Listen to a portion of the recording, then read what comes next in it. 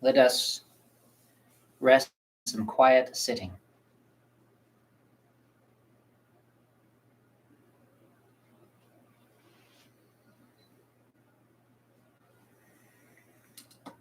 Feet comfortably beneath you.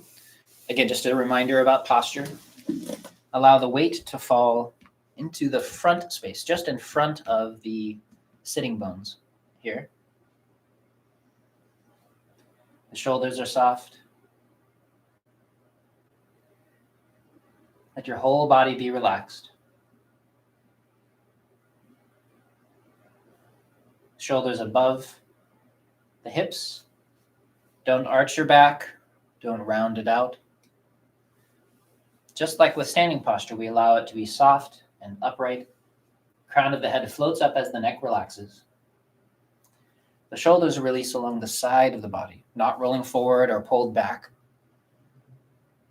Along the side, and then we simply bend our elbows to place our hands in a comfortable position. And I welcome yet another person with probably a very cool accent.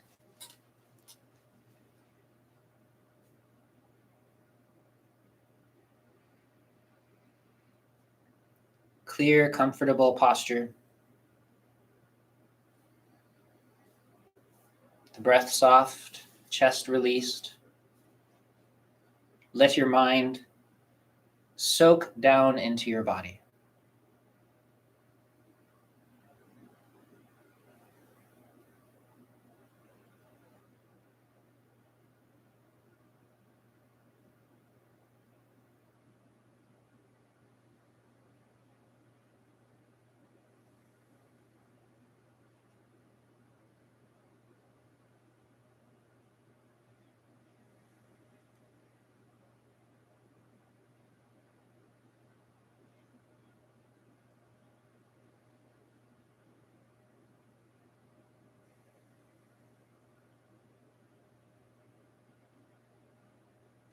Notice this conversion from hard to soft, from soft to fluid.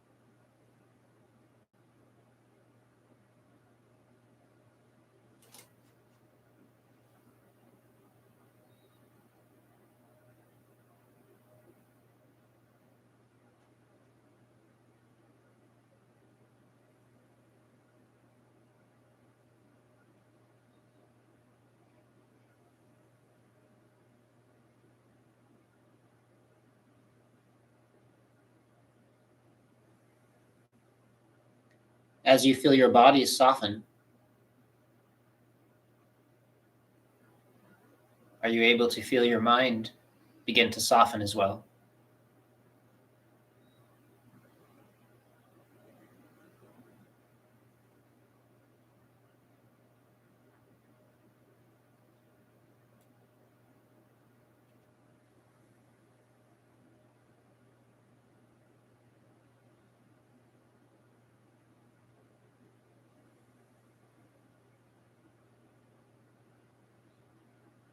In the way that you may notice your muscles going from stiff and hard and unmoving, unyielding, possibly numb, to opening a bit, becoming flexible and capable and alive, and your awareness suddenly is in that part of the body. It becomes usable and alive. That's the direction we allow our mind to soften. At first, it's hard and rigid, and it jumps around, and it is slowly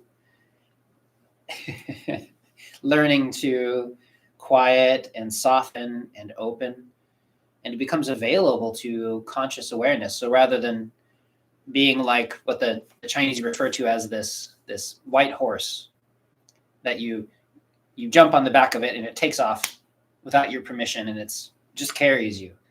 And you find yourself hours later completely thinking about something randomly, possibly doing something completely different before you become aware of yourself again. You wake up to your circumstances. And the other example for the mind is the monkey mind. It's this beast that jumps around between trees, does this and this and this. So not only is it carrying you far away, but it's carrying you in random or seemingly random directions. You don't even get anywhere. You're just spending all of this energy and all of this time, but you don't progress your thoughts. You don't progress as a person. You're just exhausted at the end of it, and usually hyper emotional.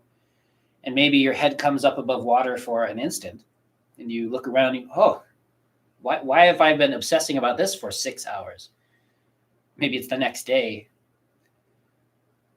And perhaps in that moment, like right now, you have this opportunity to teach your awareness to do something a little different. When you have those precious moments of clarity and awareness, wakefulness, where you're here in the moment and you're looking around with conscious volition, what do you want to put your awareness toward? How do you want to retrain your mind? It's a conditioning object. And so you simply teach it to settle, to rest in the body, preferably in this area behind the navel, to soften, not to gravitate and rush toward anything, but instead to soften into the moment.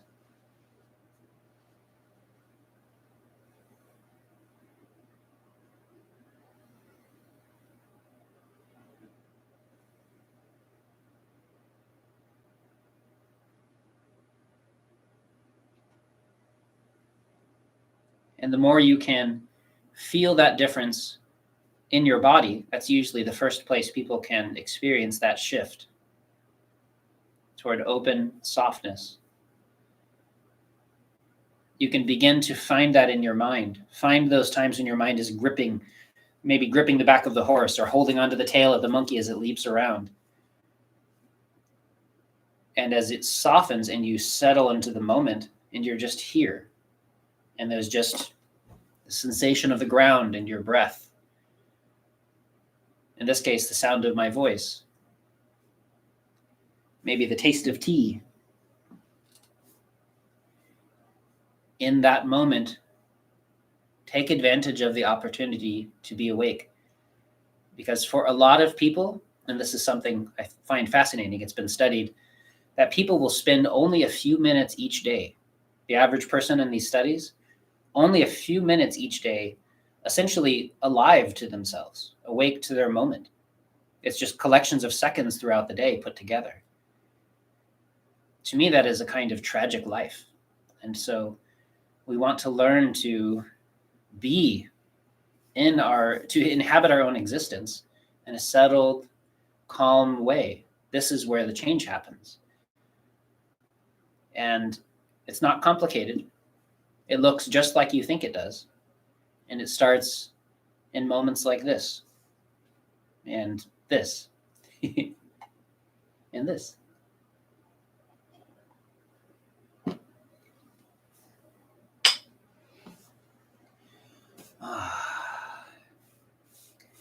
So maybe everyone is here. Again, just a reminder for people who might be showing up for the first time, please do let us know in the chat section. Otherwise, we cannot know that you're here. And I will happily add more detail as we go along. But since I'm assuming that the people joining us are more expert with this process, I want to make sure that we just move forward with them. We have a question. You in the back. Do you soften the physical brain to soften the mind, or is that different? Soften the physical brain. Well, I think that the metaphor of talking about the brain like a muscle is really useful because it, at least to me, I actually feel physical tension when I'm thinking really hard. I know I'm not alone in that. Do you feel that too? Mm-hmm. Melanie's saying yes as well. That there's a sense of strain in the mind, behind the eyes. And by tuning into that aspect of our physical nature, by getting really good at noticing when we're gripping our bodies, it can make it really obvious, because suddenly you'll notice that you're really tense in your head. Of course, first you have to have moments of relaxation to be able to compare that to know, oh, I'm tense.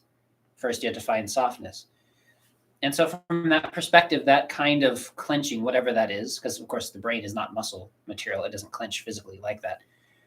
But I think that there's accumulations of heat and strain around the eyes and collections of things that we experience. And so by softening those physical sensations, that can be accompanied with the quieting of the mind. Because remember that the mind and the body are really one flow. And that's why we use terms like qi to talk about this relationship and connection. They're not really a separate system. We're all one creature. It's a big misunderstanding. And so to answer the question about softening the physical brain to quiet the mind, some of that comes from language and the metaphor that we're using. Some of it comes from an actual physical experience, because the mind and the body are not separate. When your mind gets tight, your body gets tight, and the other way around. And that's why we work on whichever is easiest for us to reach. By softening my arm, quieting it, and simply being friendly, the mind becomes quiet. But for other people, sometimes it's very difficult to try to slow the mind down on purpose. They're sitting in meditation and all they are is going mad. And so for those people, it can be much more useful to do something like this. This kind of set is, I think, one of the most wonderfully available to all kinds of people, because there are a lot of people that deal with a lot of mental, emotional instability, and different kinds of Qigong practice, even advanced Tai Chi or Qigong methods, they're not available because it would tend to make them worse, because they were supposed to be doing that practice with a quiet mind, but that's not available to them. But everybody can go like this, unless they're extremely angry all the time and they can't find a moment of peace.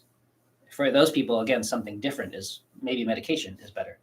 But for people who can find relative moments of peace, not complete relaxation, but just not extreme physical agitation, even those people, they can stop and take the time to soothe and calm down.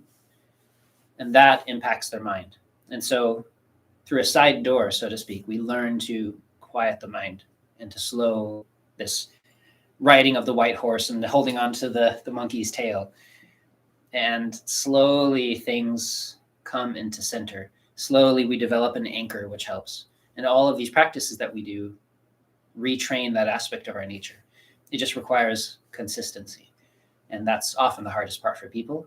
Hence, 100 days in a row. And I think we're about 2 weeks into this. Pretty amazing. Is this day 13 or 14?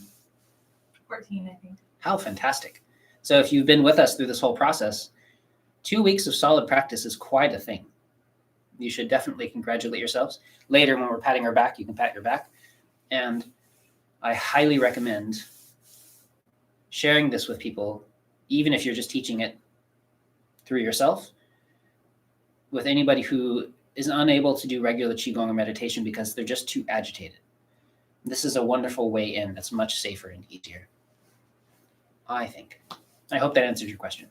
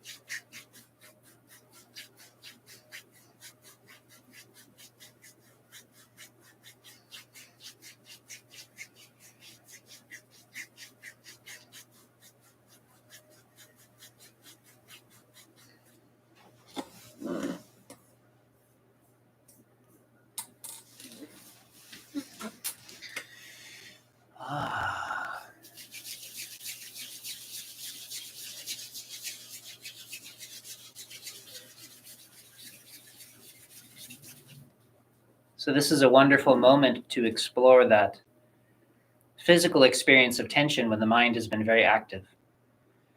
As the warmth soaks around the eyes and behind the eyes, soften that physical experience of mental excess, and then ironing off the sides.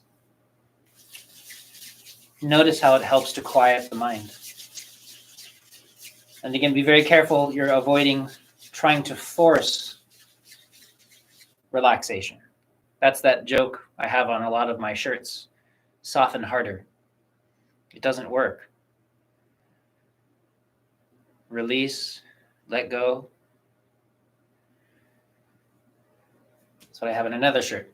Soften often. And that one's not a joke. That one's not a joke, no.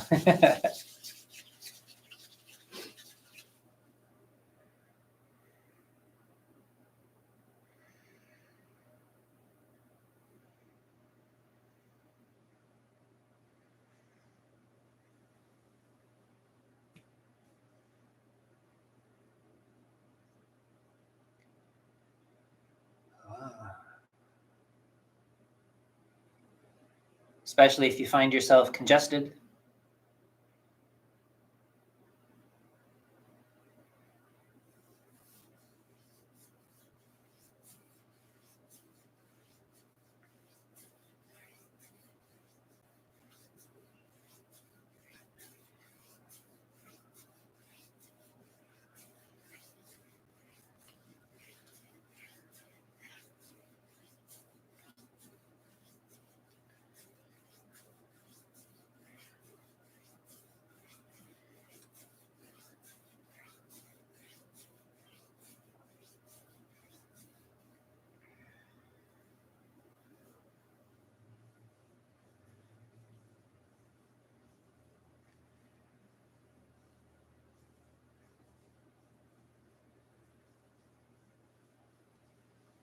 For those of you who've been doing this every day, are you noticing that even here around your eyes, it's easier to soften?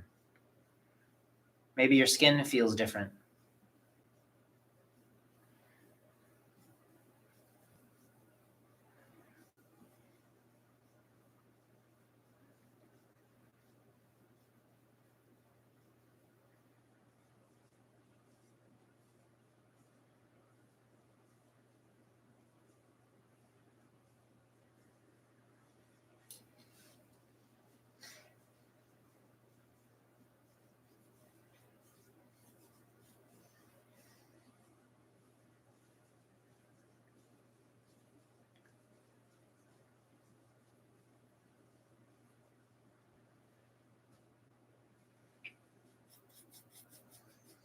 Anna says, around the eyes is one of my favorites. Oh, good.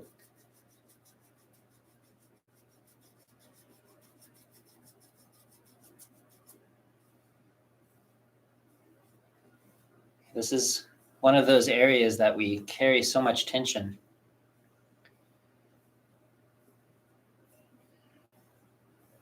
As humans, the main areas that we tend to direct our intent through, our personality and our ideas through, are our hands, our tongue through speaking, and through our eyes.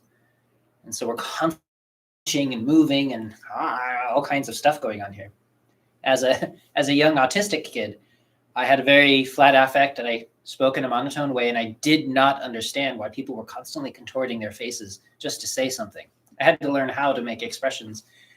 And it took a lot of practice, and my face got sore because people are constantly clenching and pulling together and doing all these things. And it takes a lot of effort. And so we tend to not recognize that we're always working these areas, but we do want to soften them when we're done. Especially if you spent a bunch of time being social, you'll have found that you exercised all of these muscles and created possibly a lot of tension there. Let's do this one.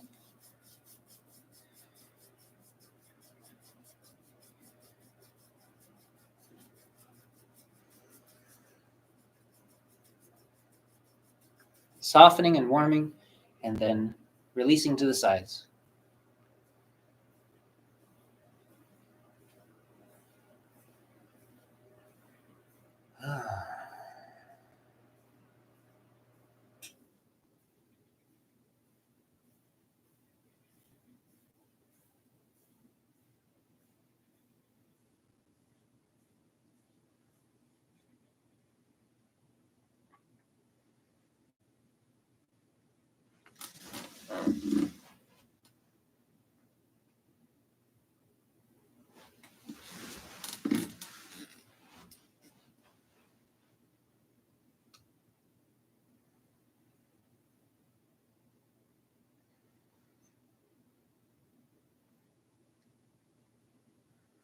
Remember to soften your jaw.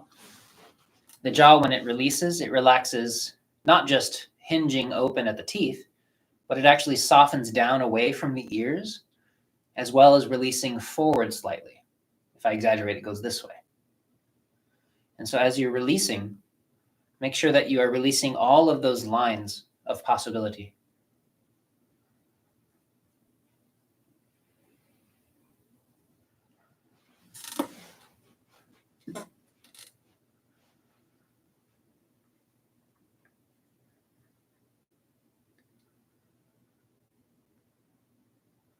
And remember that if you tend to clench your jaw, there are other locations, points that we've talked about, that you may want to spend extra time through this form. After a life of martial arts, I've had my my whole jaw affected traumatically, let's say. And I've got to wear mouthpieces and wires and all kinds of fun things. And so it's really nice to take extra care of this process. And massaging in front of the ears. Same thing, let your jaw soften open to relieve this space slightly.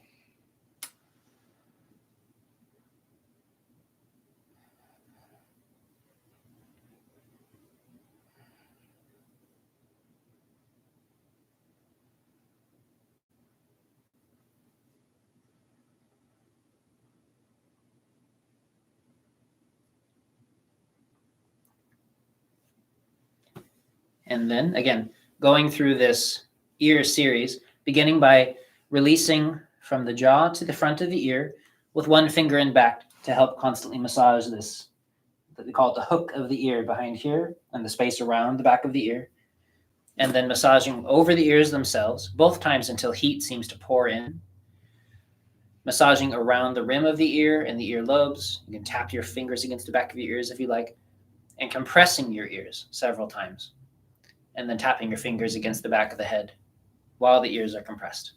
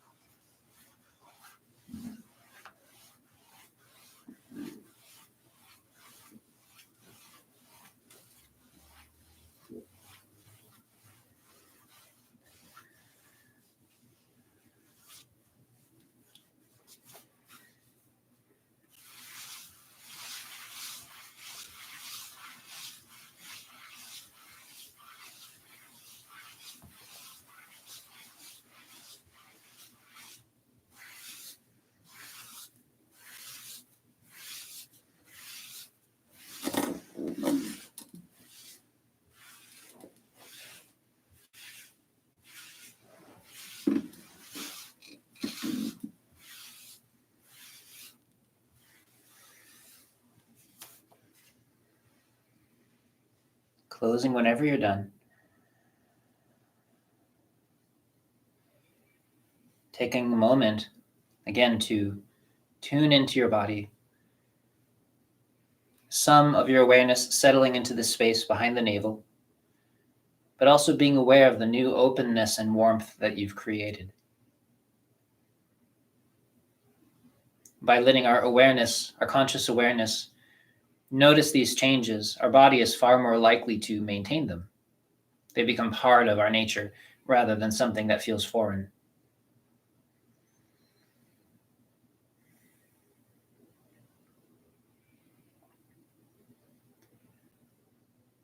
Stillness and settling the qi are the same thing as storing these processes, like hitting the save button.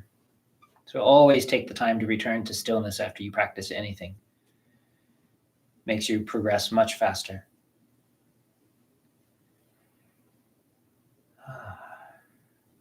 In classes out in the world, it's very common to see people, they'll be practicing, we'll be doing things, and then we'll do closing, and people will kind of quickly drop their hands and then look away and walk around. And those people never progress very quickly because they don't know how to settle, which is the point of so much of this work. And so learning to take the time to sink inward, like taking the time to fall asleep. It's a state, it's a quality you can cultivate and then come back out. And that's the way to improve. If you don't pause, nothing changes. Drink some of my warm tea. We have a nice message from Del. Yeah. It says, happy Sunday, just dropping in to say hi. On my break, gonna go back to eating now. Gonna follow this massage tonight by myself. Always connected to you guys. We are one. Have a good day. Thanks, Del. So nice. Nice to have you.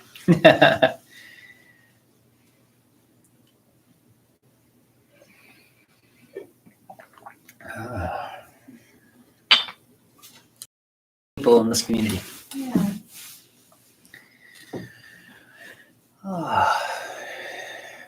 So now that we've released and warmed everything in this direction, now we're going to release and open and warm everything in this direction. So whatever movement we create, we're allowing this spreading through and out. This is this direction of tong to, through and out. As the heat soaks in, it radiates out. And this is what we're cultivating.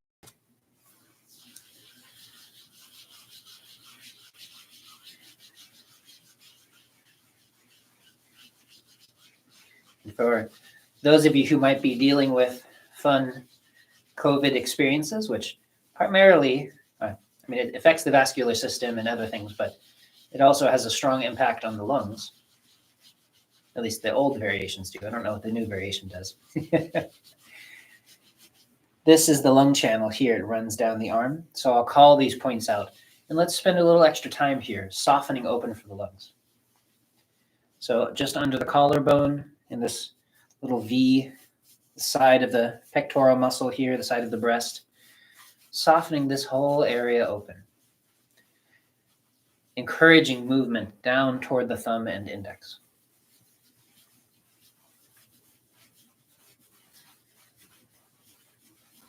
As well as that point in the front of the shoulder.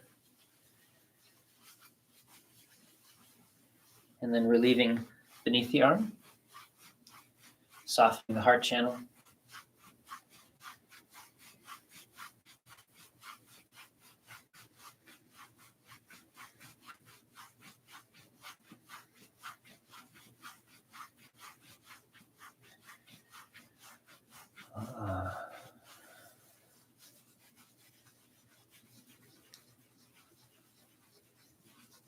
Oh, and for those of you who are wondering, you can use your opposite elbow if that helps you take the strain out of your shoulder.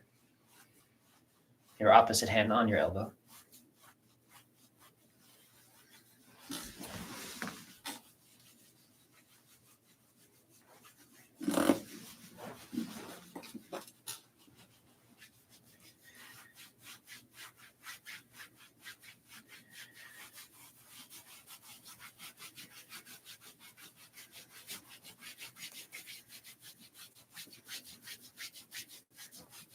For the lungs, if you can find the line of your bicep, if you flex your arm, there's this bicep muscle here, just on the outside of your bicep, between that bicep muscle and the bone, that's the line, that's the area of the lung channel.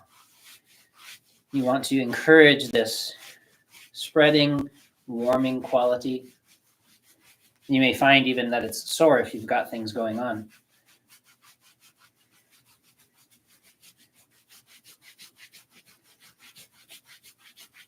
But for anybody dealing with this kind of thing, I wanted to create a set that mentioned it, whether it's congestion through here, congestion in the lungs. And then from this line, we continue down to the center of the elbow. Just on the outside of that tendon, there's a nice little space there that we warm. This is lung 5. It refers to it as a marsh, like a swamp, because of that soft quality in there.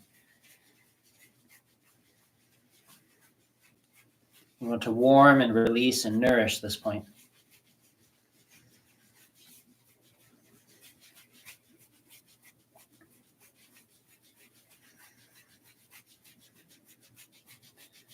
And then the same on the top of the arm.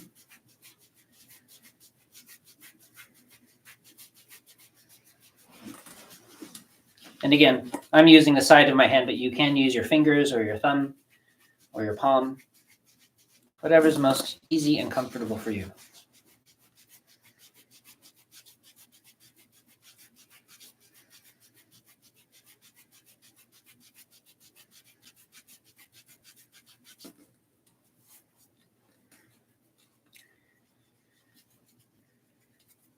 Famous point for helping with nausea, free-floating nausea, is this point between the two tendons here, a couple inches up.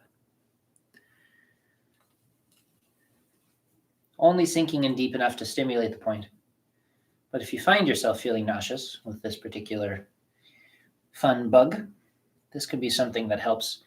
And the point on the outside can be quite helpful with fever, as well as that point up on the elbow that we were working.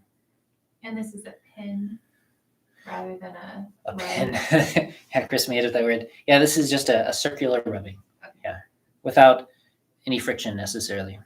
The Chinese word is roll, to circle. Just stimulating. You could also very gently release it with your finger, but often when we poke the tissues like this, it doesn't help with this melting, softening quality. So we're just including it as circles instead.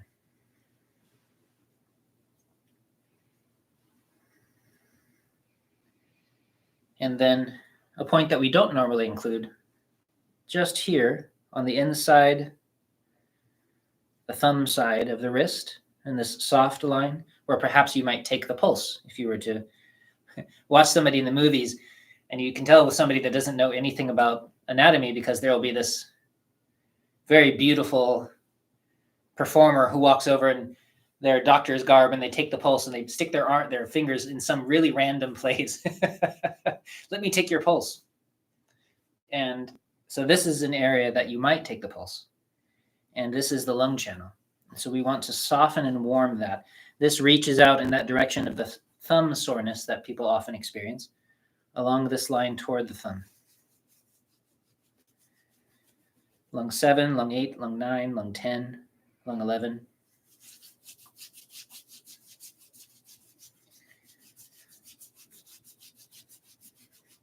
This is simply part of this ecosystem in the body. And part of the impact of that ecosystem in this area is to impact and nourish the lungs, this respiratory process.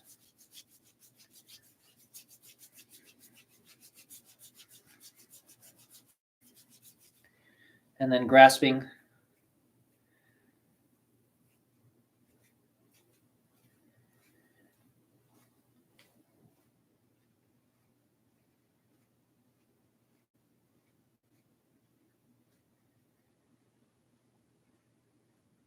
Does working the lung channel help with holding the breath? Working with the lung channel can help with the damage caused by holding the breath. Usually holding the breath isn't a lung thing. Holding the breath is a stress thing. That reference is more of what we think of as this wood energy in the body, this quality of gripping and not allowing things to have free flow when it's imbalanced. And so more likely holding the breath has to do with this controlling quality, and we're gripping and not allowing the breath, which damages the lung qi, damages the large intestine, which is associated with the lungs. And so you can certainly work these points to help heal some of the damage, but everything we're doing does that. And instead focus more again on this softening the mind, softening the tendency of the body to grip itself like an iron vice for no reason. My recommendation. This point here, lung 4. Another wonderful point if you find yourself congested or with a headache. Helps to move qi just that might be trapped in the face here, causing some imbalances. So is it fair to say that working the points of the lung channel won't necessarily help with the holding of the breath, but the softening quality that we're trying to cultivate will help calm the nervous system? That's right. Which in turn helps release the breath. I would think that's right. The nervous system. That's right. So really any point that we're doing on body, because we're approaching it in the softening, calming way, should help with that process. It's a really useful way to think of it. And let me know if that didn't come through the mic here. I have to get Mel her own separate mic.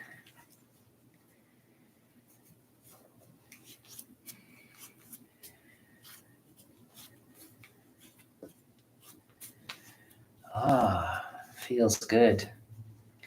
Yeah, there's this sense with everything that we do, whether it's with thoughts, our habit is to combat our thoughts or our negative thoughts with good thoughts. I'm going to think other things. My shoulder is up, so I'm going to push it down. I'm going to attack the tension and force tension to go away. I'm holding my breath. Oh, okay, now I'm going to force my breath. And it'll look like this. As though that's a cure, because we misunderstand what the good means. Other side. And this quality of learning to heal the body, to combat the injuries and the difficulties in the body with the things that are actually good for the body. And often there's a misunderstanding about what that is. And so we think that negative thoughts need to be combated with more thoughts because we don't have a sense that it's possible to move outside of that cycle. So instead, if we come to understand that this pattern of habitual thinking, overthinking, is actually a pattern of tension in the mind. And if we see it that way, and that thinking is simply a product of this grip that we have on the mind, on our idea of ourself, these functional pieces. Like a foot cramp. Like a foot cramp. It's a mental foot cramp. You can quote me in the comment section from Mel here. We should immortalize that. And if we understand that it's just a brain cramp, then the way to heal that is not to cramp in a different direction and think other thoughts just as frenetically, but instead it's to learn to soften, to heal. And so that direction is very different. And this is the issue with a lot of things, is that there's a classic quote from the Book of Changes that Melanie was recently helping me remember. Melanie is a wonderful researcher and practitioner in this book of wisdom called the Book of Changes, the I Ching. And one of the pieces of wisdom is that when you are trying to make a change and to understand how to change, you don't combat the bad, things that aren't good, with more things that aren't good, because that just makes everything worse. And we see that all around us all the time. Somebody's violent, so we're violent back at them. I'm going to overeat one bad thing, so to change that, I overeat another bad thing in the other direction. It's all the same process. We do it with everything. I'm going to overthink, and so I'm going to try to overthink different thoughts. Every time we engage in this, we are diving into the same patterns that caused it in the first place. And remember, this is the lung channel here. And then lung 5. And so the way to heal this negative quality, something that isn't good for you, is to lean into the thing that is good for you, to cultivate the good. And that can be very difficult when we're not sure what the good is, where center is. And that's the great gift of books like the I Ching or studies like Taoism in general. They help us understand why we're caught in these endless cycles. And we can't seem to find our way out. Out here. And I get so many questions so often from everybody about, should I fix this problem of various types with some other thing that causes another kind of problem of various types? And the answer is, of course, sure, you can do that. It doesn't fix the actual problem, though. It just changes the problem. And sometimes that's good. Sometimes we prefer an easier problem to deal with. So you trade one problem for another problem and then work on this problem. That's fine. Sometimes you have one terrible drug and you take another drug to get rid of that, but this one is a little easier to get off of. And so maybe you trade it for another one and you slowly work in the direction of healing. That's a legitimate way to work through very difficult problems. Substitution. And at the same time, one of the more direct ways to heal is to dive into actual healthy things. Learning to let go is one of those skills. It takes you directly into the center of stillness where health is.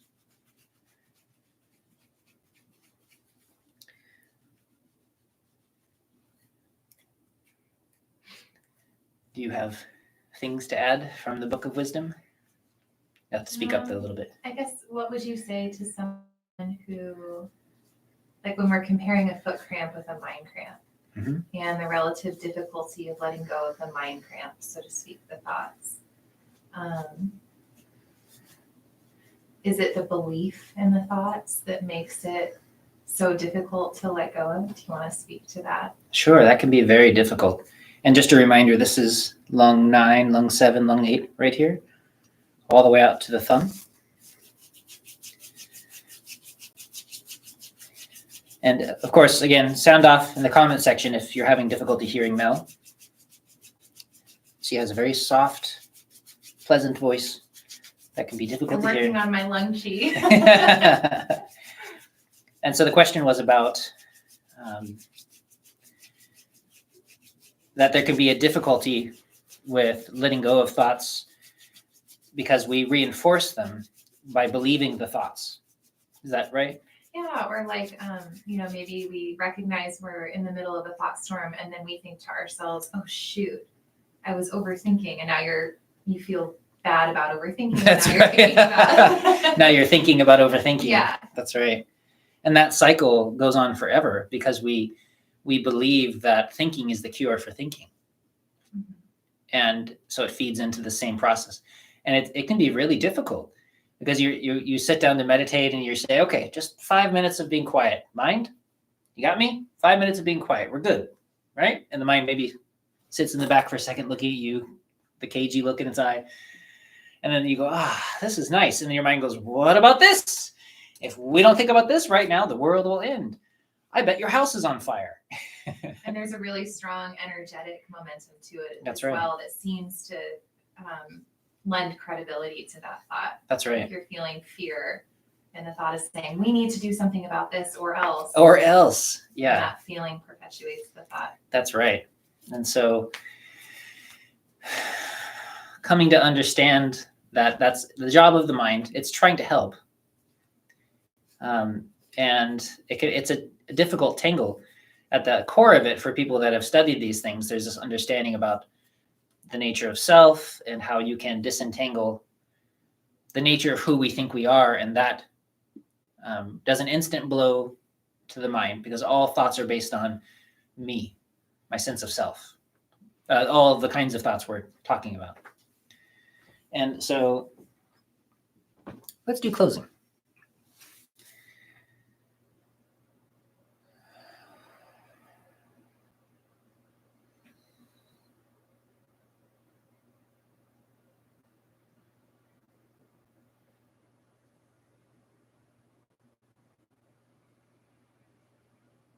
Sorry, getting lost in subject matter.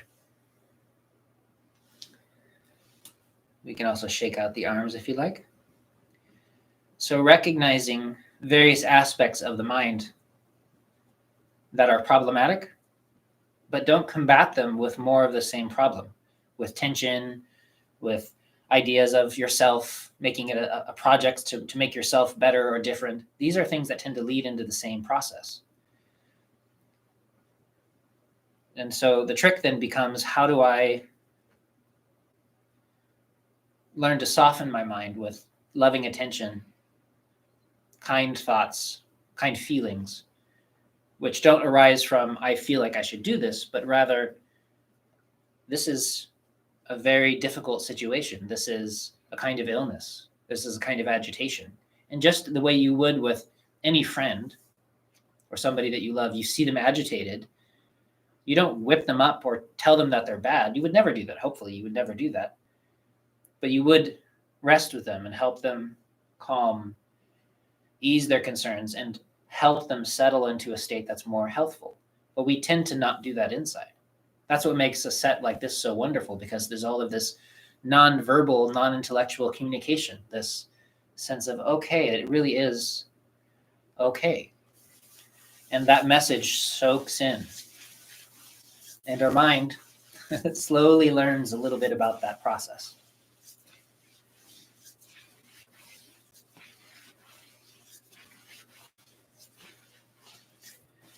And you can do little things to weaken the mind's grip on assuming that it controls the universe and knows everything, because most minds really do feel that way.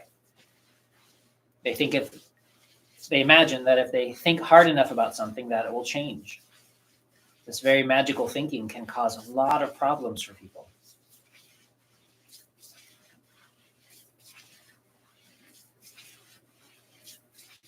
So if you can notice and really genuinely take internal note of all of the times that your mind says something and it's wrong, which is, of course, all the time. When it knows something for sure, deep down, you know the truth, and then, of course, it turns out to be wrong.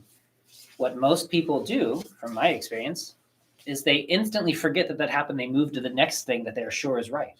You see that all the time. If people paused and went, I was absolutely wrong about this thing I was absolutely sure about. What does that mean?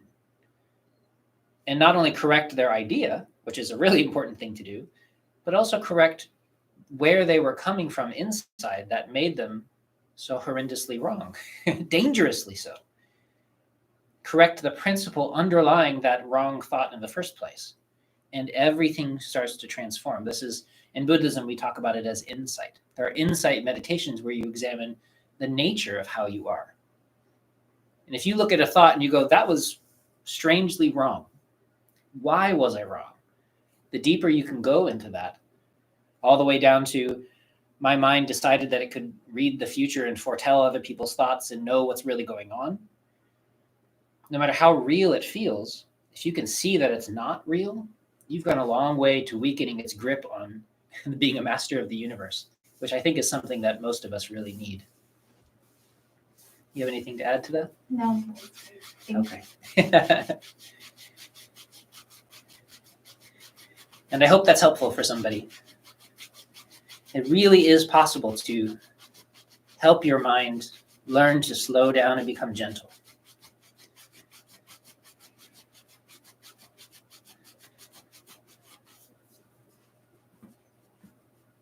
Let's do a little bit more chest and lung opening here.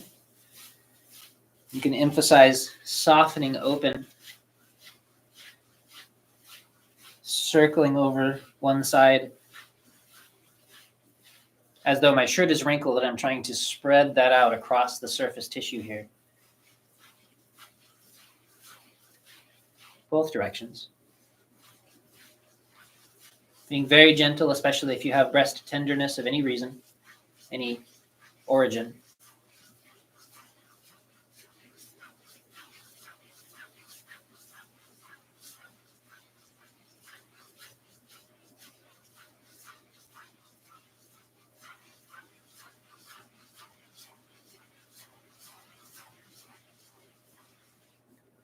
And then softening the solar plexus.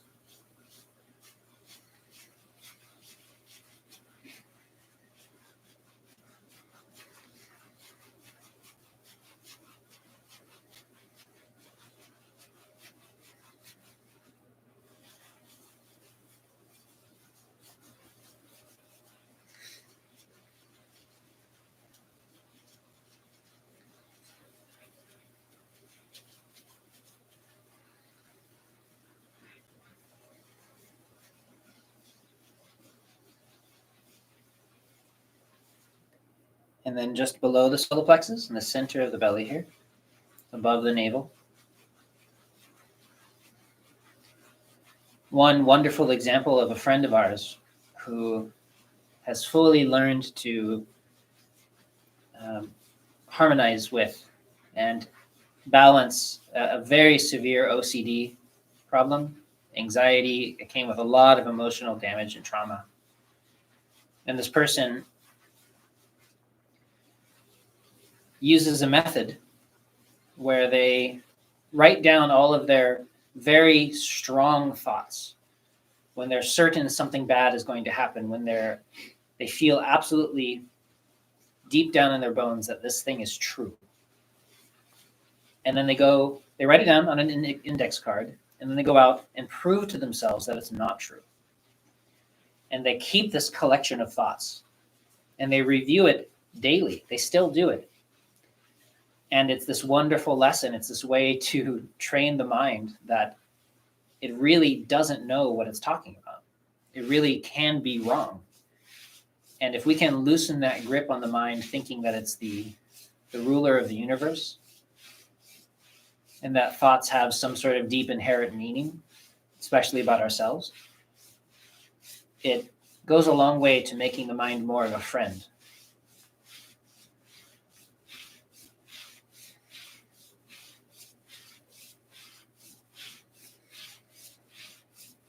That's that old idea that the thinking mind makes a wonderful companion and aid, but a terrible master.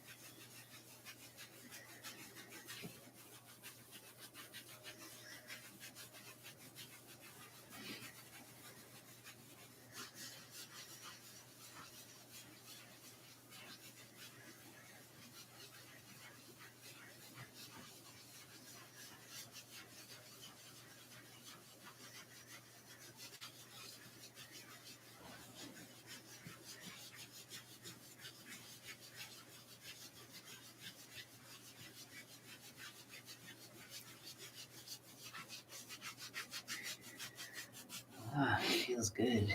Mhm. Now we're in this process of starting more to lean over. So remember not to collapse forward or to fold or to fall backward. If you can physically, if you're not pregnant or in a position where it's not comfortable, please do flex from the hips and ease that line underneath the legs.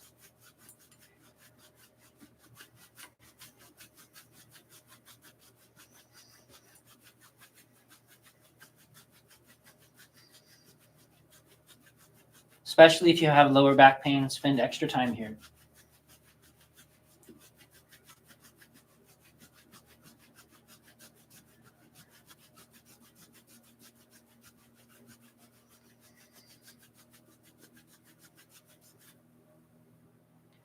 Stomach 36. This point here as well can be very healing and helpful for people with sickness or lung disorders. Warming this point, it helps to nourish the qi.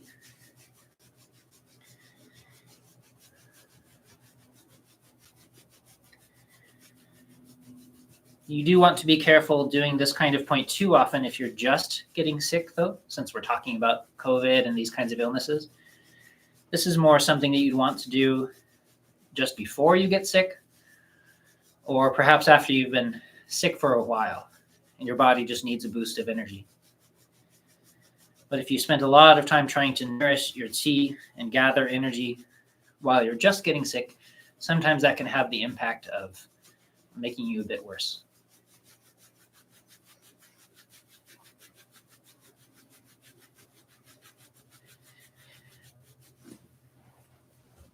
Gallbladder 34.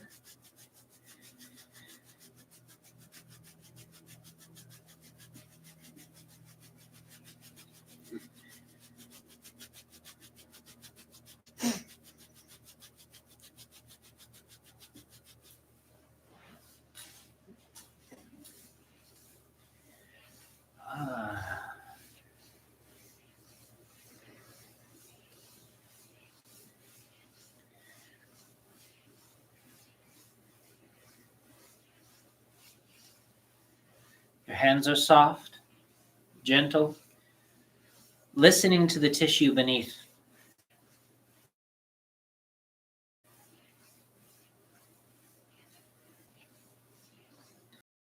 Of warmth sinking down into the knees, stimulating this healthy movement, emphasizing especially the movement that travels down toward the feet.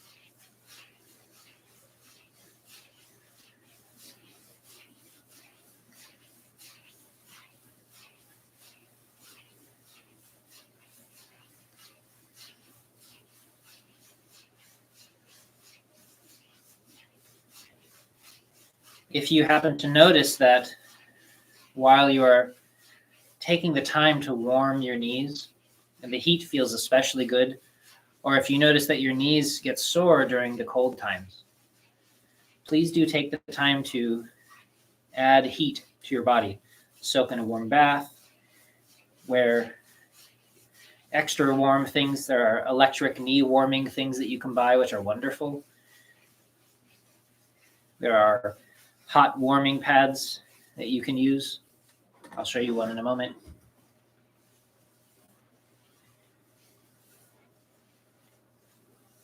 Softening your hips. Keep the neck long, the whole spine Soft and long, your belly is relaxed. Avoid holding your breath. Communicating openness.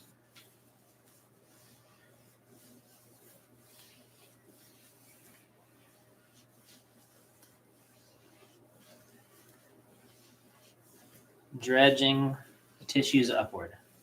Should feel good.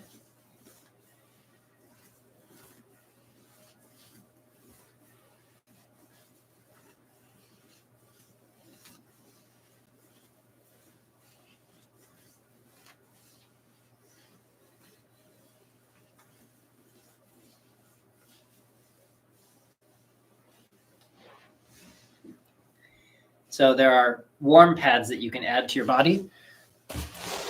This is one brand. I'll put the brand in the comment section later when I post this video. It is inexpensive. These are oxygen activated, charcoal activated packs with moxa, with mugwort. It's a traditional Chinese herb and a few other warming things. These things stay hot for what? For 48 hours, 24 hours at least. They're amazing. They're inexpensive, at least where I live in the world at this time.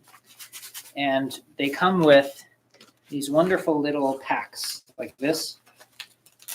So I've talked a lot about making sure you keep your belly warm, your back warm, and these funny little fanny packs that have the hot pad in them. You can strap them to yourself. They're certainly not very fashionable, but they do keep these areas warm. The heat is pressed to them. You can strap them to your knees, especially if you're sitting. They also have some wonderful plug-in versions. At some point, I'll make a series showing a lot of these various tools. But I highly recommend things like this to keep your body warm. There's so many variations. It's really worth investing in them. I love them. So then,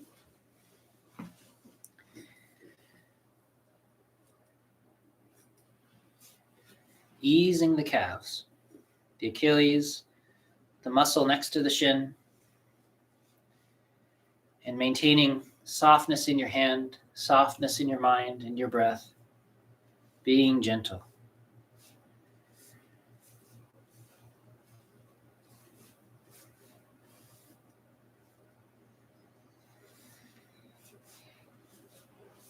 I'm going to put the name of that thing in the chat. Oh, thank you. I will put a link to it. I think there might be some, maybe in that box in front of you, but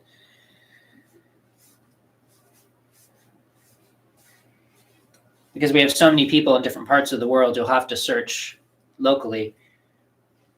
And there will be a lot of variations of it. This is just a brand that someone donated to me. Someone was kind enough. They had wanted to come and apprentice with me in a clinic situation. But at the time, when I first moved to the States, I wasn't able to do that kind of work. I've worked with apprentices before. And she was so kind, and she sent me boxes and boxes of various supplies to start the clinic, trying to convince me to do it. And instead, I find myself here with you, and it's a wonderful trade.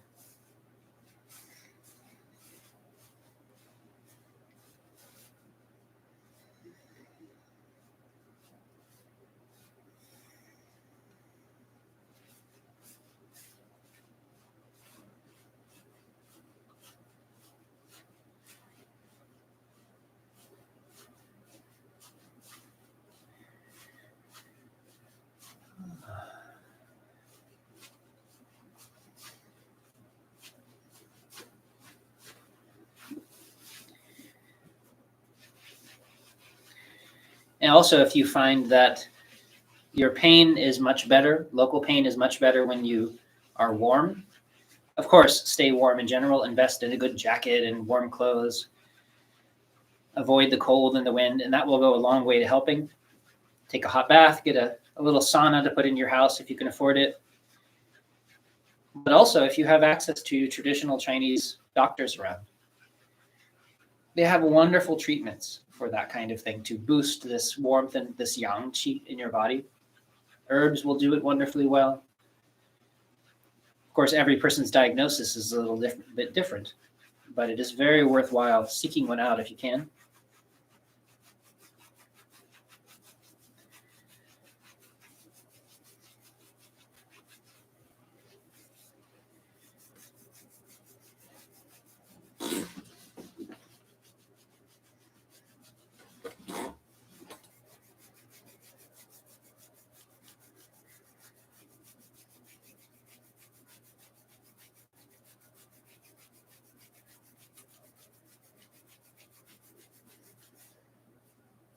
Uh-oh, you got Mel researching.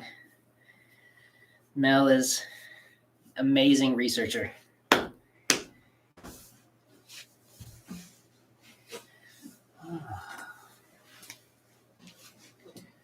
Very gently opening your hips if you decide to sit this way. This can put pressure on delicate knees.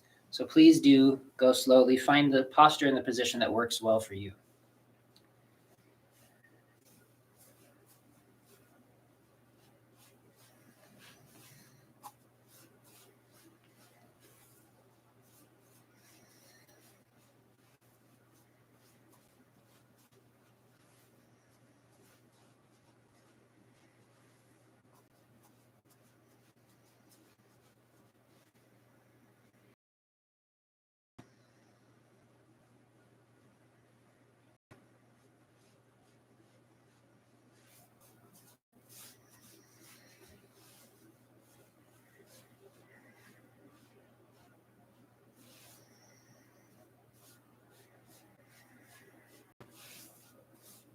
Steph asks if those packs are reusable. The kind we get aren't. Like They're not. after about a day, they lose their warmth. But I wonder, are there others that are reusable that you would recommend? Well, there are versions that are battery powered. And so you would plug them into a USB socket or something, recharge them overnight and use them again. That would probably be the one that I would recommend finding. These are not. They're just small cloth packs with herbs and activated charcoal in them. But they do last an amazingly long time. So much so that usually if I'm going to go work in the morning, so I'll strap one of these to my back or my belly or something just to help keep me warm. And then I will usually sleep with it, just put it on my belly or something while I'm in bed if it's cold outside. And I will wake up and it's still warm for this long 24-hour period. And then sometime during the day, it will slowly fade. And if you want during that time to pause its process, just put it in a little Ziploc bag and get rid of the oxygen, and it will wait for you. And then when you reopen it, it will start again. And so that's a kind of reusability. But yeah, the little electric battery powered heaters that you can get it for gloves or for socks. Or in vests. In vests. Yeah, we've had vests that was wonderfully useful. And the little batteries that power them are smaller and easier to carry these days. Those are great.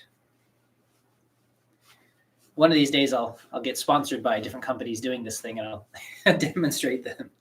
Or maybe I'll just go out and buy a bunch of varieties, demonstrate them on camera for you, and then return them.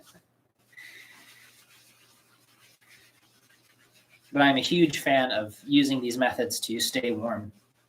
Simple heat can just be fantastically nourishing for the body.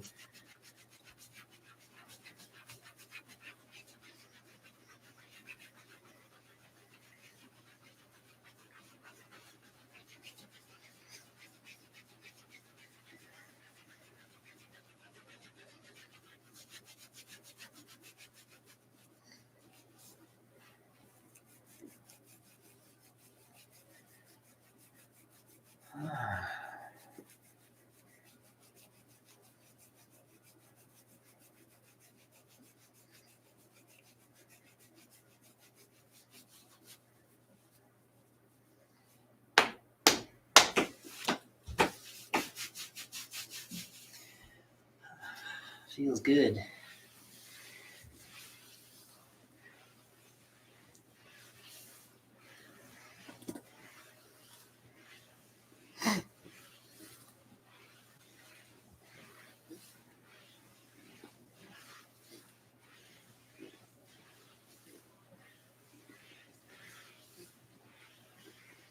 Remember to avoid straining, depending on how you're sitting. Adjust how your hips are releasing. Keep your back soft. You don't have to go all the way to the feet if you cannot reach them. Please do not undo the softening that we spent so much time on by tightening up now, thinking you have to make this movement look a certain way. Flexibility comes as you slowly increase softness. It is not a thing you have to try for. Just let go, get out of our own way, and you become like a child, as they say.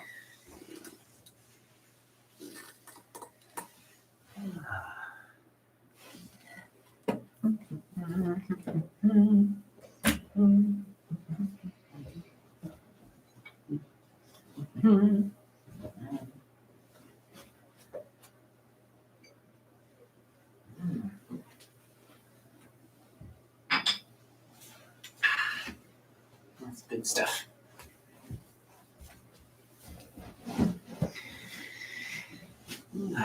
Finally back in a place that has a warm floor. Sitting comfortably. If you need to, of course, sit on a cushion or a chair or anything that works for you. Circling the feet all the way around.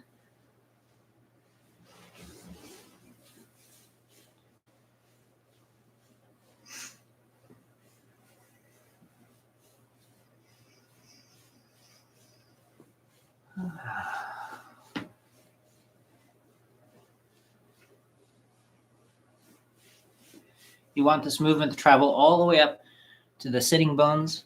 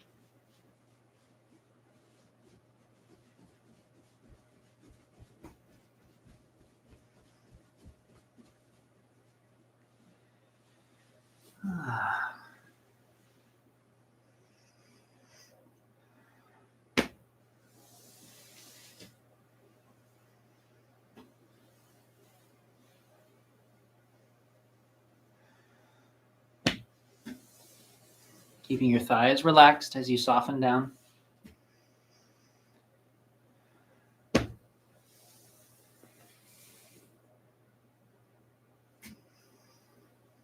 Feet as though embracing something.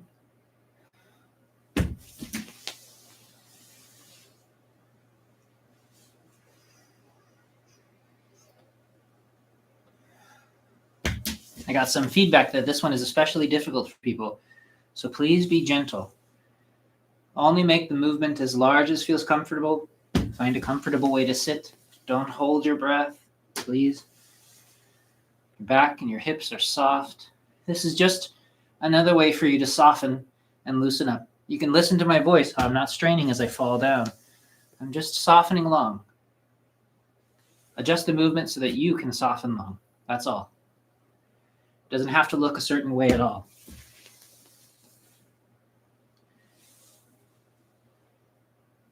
People mistake the practice for the result that we're looking for.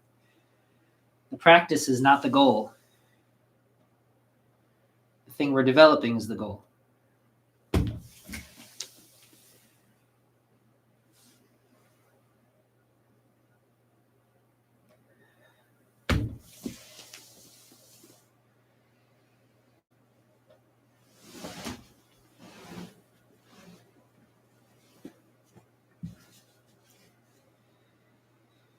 Feel free to repeat as many of those as feel comfortable and easy, that allow your body to feel softer with every movement. And there will be a point that comes when you will stop softening, where you've done as many as you can, that point of diminishing returns where you stop receiving the benefit of softening long. Hopefully you stop one or two before that point.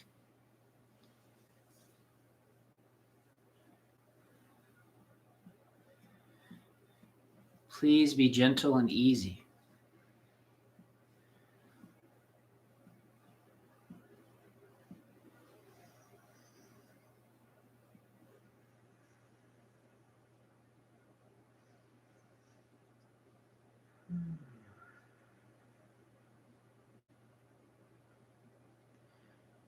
Moving through the mouth and throat section, same thing. Stop doing this practice before you develop tension in this area. Be very gentle. These are movements that most people don't spend their time doing. We will click the teeth together, perhaps 36 times or more, trying to awaken all of the teeth and gums in this area. Again, only click if your teeth and dental work feels up to it. Otherwise, simply press your teeth together. We will click our tongues and then lengthen the tongue. Don't tighten your face. Don't tighten your throat. Just soften long through the tip of your tongue, opening your eyes wide 9 times. And as well, 9 times circling the tongue around the teeth, the outside of the teeth, both directions. And then 9 times around the inside edge of the teeth in both directions.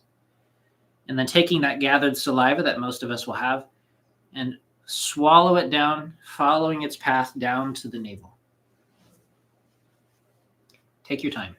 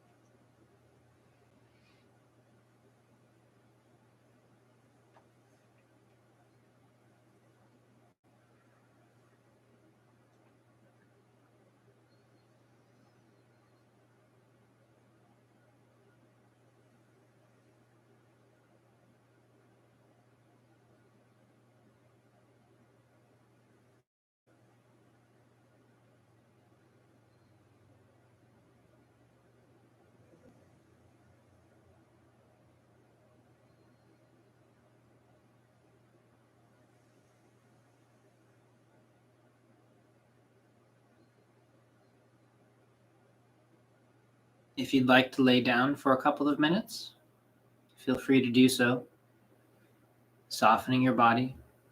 If you'd like to stay sitting, of course, you're welcome to. I'll lay down. If you lay down and you have back tension, of course, place a little something beneath your knees so that they're held up. That will soften your back a bit. If you need a pillow, feel free to grab one. You can place them beneath your elbows as well. Keep yourself comfortable and soft. Place your arms on the sides of your body or on your hips or on your belly, wherever it is that works for your body.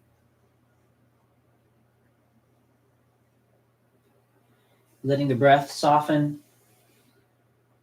And as we talked about yesterday or the day before, allow the body to soften so that the breath naturally fills.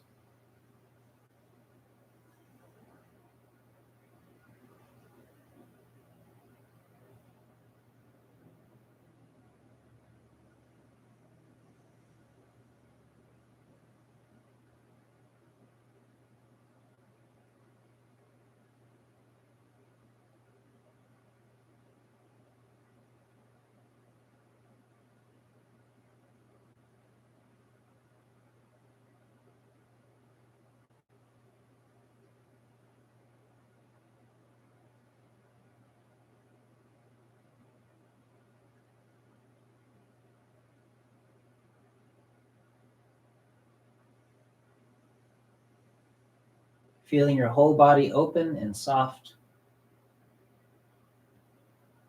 And if this is feeling especially good, of course, feel free just to stay here, especially depending on the time of day it is for you right now. You may find that this is the perfect way for you to soften into sleep. And in the future, as you practice this on your own, as with any of the movements, do them as long as is right for your body. That aids this softening process. And for some people, this is the moment that they would drift into sleep the easiest. And so this practice, this whole series, can become your pre-bedtime Qigong method. And if that works for you, then it is a wonderful thing to take up and just make it a normal part of your life. It'll make everything better. Other people like to do this first thing in the morning. That's the way I usually did it. I do my meditation and then I do this set. So everyone responds a bit differently. But when you're ready, feel free to roll onto your side and sit up if you're on the ground.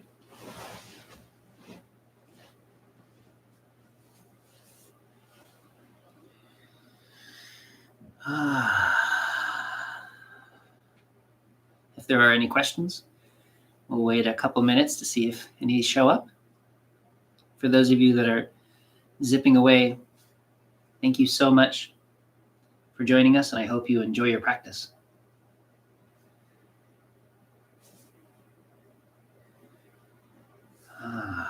Feels good.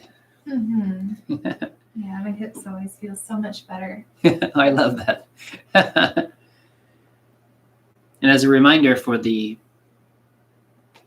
wonderful wisdom from that book of changes, we deal with the bad first by calling it out. Always be willing to look at it and call it out and see it, how it is. But don't fight it in that realm. Instead, spend your energy nourishing the good, whatever it is that's healthy for you. Pretty soon it will not have any space left for this other noise. See things for what they are. Spend the time on nourishing that which is helpful for you. It's a very good strategy for life. Anything to add? I think you already spoke to most of it as far as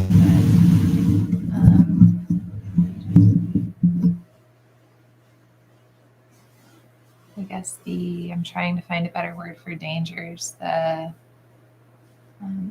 what makes fighting with our thoughts problematic, why that actually isn't helpful, and why it perpetuates more thinking and more stress. I feel like you've covered that pretty well. But people love to hear your voice. Mel is very wise, and so we try to get her involved as much as we can. Oh, we have a question. Oh, good. Do you recommend working on specific channels like liver and spleen if they seem to represent things you struggle with?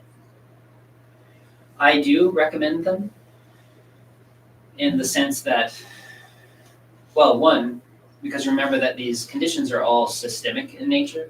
I should probably bring this back. That my nifty microphone here works great.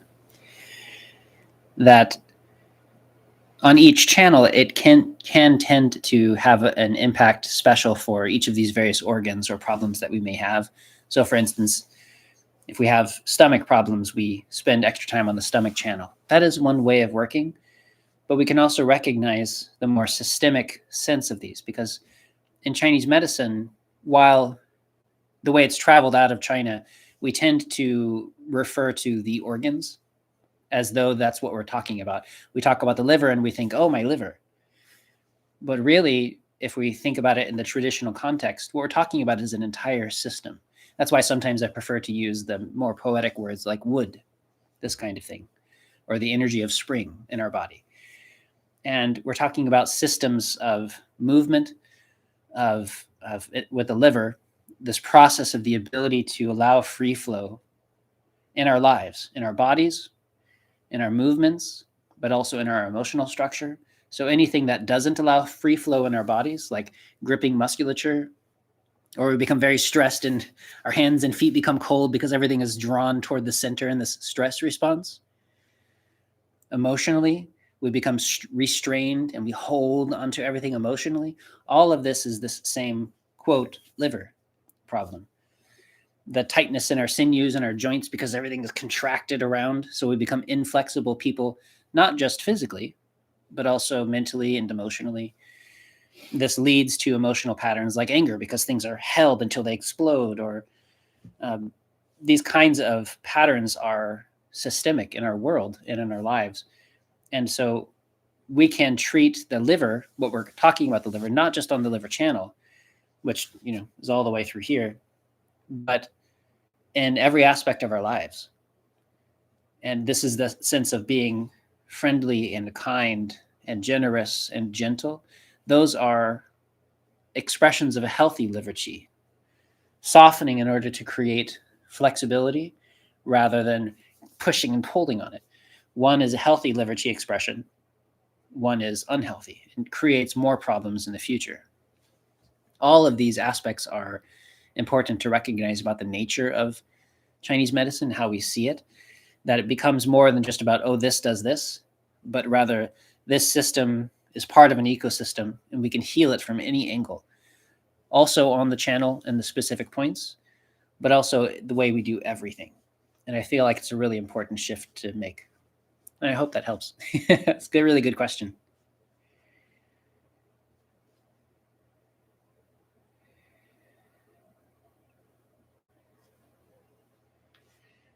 And if you do have specific issues, you can either, and I know not everybody wants to air their health concerns live on YouTube. So if you connect with me privately, or if you feel like putting it here, I'm happy to recommend specific points to spend extra time on as you go through this process, the way I was talking about lung issues today. And maybe we can make that into a one of these 100-day sessions. We can talk about how best to emphasize this exact same set, but for a slightly different imbalance. It's always a nice thing to do. We have 4 thank yous. Oh, wonderful. Thanks, everybody. I'm so happy that you joined us.